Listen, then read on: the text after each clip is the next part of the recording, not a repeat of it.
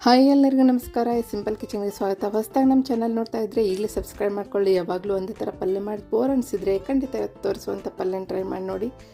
ತೊಂಡೆಕಾಯಿ ಪಲ್ಯ ಯಾರಿಗೆಲ್ಲ ಇಷ್ಟ ಕಮೆಂಟ್ನಲ್ಲಿ ತಿಳಿಸಿ. ನನಗಂತೂ ತುಂಬ ಇಷ್ಟ. ಖಂಡಿತ ಈ ರೆಸಿಪಿನ ಲಾಸ್ಟ್ವರೆಗೆ ನೋಡಿ. ಇಷ್ಟ ಆಯಿತು ಅಂದರೆ ಈ ರೆಸಿಪಿಗೆ ಒಂದು ಲೈಕ್ ಕೊಡಿ, ನಿಮ್ಮ ಫ್ಯಾಮಿಲಿ ಫ್ರೆಂಡ್ಸ್ಗೂ ಶೇರ್ ಮಾಡಿ, ಹಾಗೆ ಕಮೆಂಟ್ ಮಾಡಿ ತಿಳಿಸಿ. ಹಾಗೆ ಬನ್ನಿ ಇದನ್ನು ನೋಡೋಣ ಯಾವ ರೀತಿ ಮಾಡೋದಂತ. ಮೊದಲಿಗೆ ತೊಂಡೆಕಾಯಿಗಳನ್ನು ಚೆನ್ನಾಗಿ ತೊಳೆದು ಕಟ್ ಮಾಡಬೇಕು. ನಂತರ ಒಂದು ಪಾತ್ರೆಯಲ್ಲಿ ನೀರು ಹಾಕಿ ಅದಕ್ಕೆ ಕಟ್ ಮಾಡಿಟ್ಟಿರುವ ತೊಂಡೆಕಾಯಿಗಳನ್ನು ಹಾಕಿ ಅದಕ್ಕೊಂದು ಸ್ಪೂನ್ ಉಪ್ಪು, ಬೆಲ್ಲ, ಗೋಡಂಬಿ, ರುಚಿಗೆ ತಕ್ಕಷ್ಟು ಹುಣಸೆ ರಸ, ಕರಿಬೇವು, ಅರಿಶಿನ ಹಾಕಿ ಚೆನ್ನಾಗಿ ಕಲಸಿ ಮುಚ್ಚಿಡಬೇಕು. ಈ ತೊಂಡೆಕಾಯಿಂದ ಏನು ಉಪಯೋಗ ಅಂದರೆ ಇದು ಜೀರ್ಣಕ್ರಿಯೆಯನ್ನು ಸುಧಾರಿಸುತ್ತದೆ, ಮಲಬದ್ಧತೆ, ಗ್ಯಾಸ್ ನಿವಾರಿಸುತ್ತದೆ, ರಕ್ತದ ಸಕ್ಕರೆ ಮಟ್ಟವನ್ನು ಕೂಡ ನಿಯಂತ್ರಿಸುತ್ತದೆ, ದೇಹದ ಶಕ್ತಿ ಕೂಡ ಹೆಚ್ಚಿಸುತ್ತದೆ.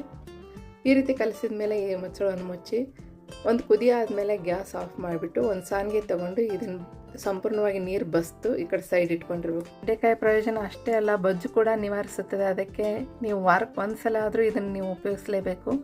ಒಂದು ಜಾರ್ ತೊಗೊಂಡ್ಬಿಟ್ಟು ಅದಕ್ಕೆ 1 ಕಪ್ ಕೊಬ್ಬರಿ ಹಾಕಿ, 5-6 ಮೆಣಸಿನ್ಕಾಯಿ ಹಾಕಿ, 1 ಸ್ಪೂನ್ ಉಪ್ಪು, 1 ಸ್ಪೂನ್ ಅರಿಶಿನ, 1 ಸ್ಪೂನ್ ಎಳ್ಳು, 1 ಸ್ಪೂನ್ ಸಾಸಿವೆ, 1-2 ಕಾಳು ಮೆಂತೆ, 1-2 ಕಡ್ಡಿ ಕರಿಬೇವು, 1 ಬೆಳ್ಳುಳ್ಳಿ, ಸ್ವಲ್ಪ ಶುಂಠಿ, 4-5 ಒಣಮೆಣಸಿನ್ಕಾಯಿ, ಒಂಚೂರು ಬೆಲ್ಲ, ಅರ್ಧ ಕಪ್ ಹುಣಸೆ ರಸ, 1 ಸ್ಪೂನ್ ಕಡಲೆಬೇಳೆ ಹಾಕಿ ಮಿಕ್ಸಿನ ಮುಚ್ಚಿ ಒಂದು ಸಲ ಗಿರ್ ಅನ್ನಿಸ್ಬಿಟ್ರೆ ಅದು ಈ ರೀತಿ ಆಗಿರುತ್ತೆ ನೋಡಿ. ಈ ಥರ ಕಾಣಿಸ್ತಿರುತ್ತೆ.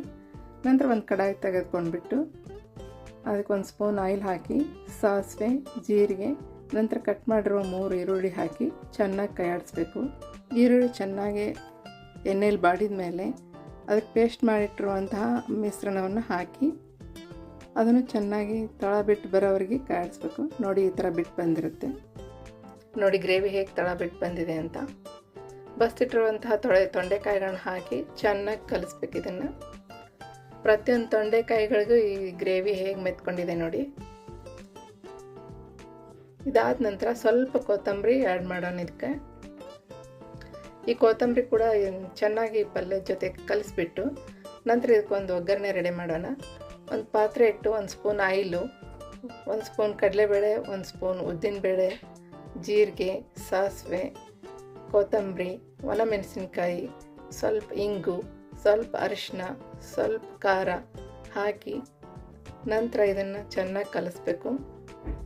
ಇದು ಗರಿ ಗರಿ ಆಗಿರಬೇಕು ಕರಿಬೇವು, ಆ ಥರ ಕಲಿಸ್ಬಿಟ್ಟು ಈ ಪಲ್ಯ ಮೇಲೆ ಸುರಿದ್ರೆ ಈ ಪಲ್ಯ ಪರಿಮಳ ಅಂತೂ ಘಮ್ಮಂತ ಮನೆ ತುಂಬ ಎಲ್ಲ ಹರಡಿರುತ್ತೆ.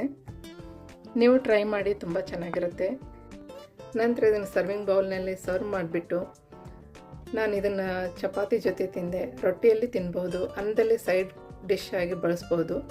ನಾನು ಇದನ್ನು ಚಪಾತಿ ಜೊತೆ ತಿಂದೆ. ನೀವು ಯಾವುದ್ರ ಜೊತೆ ತಿಂದ್ರೆ ಅಂತ ಖಂಡಿತ ನನಗೆ ತಿಳಿಸಿ. ನನಗೆ ಕಮೆಂಟ್ನಲ್ಲಿ ಬರೆದು ಕೂಡ ತಿಳಿಸಿ.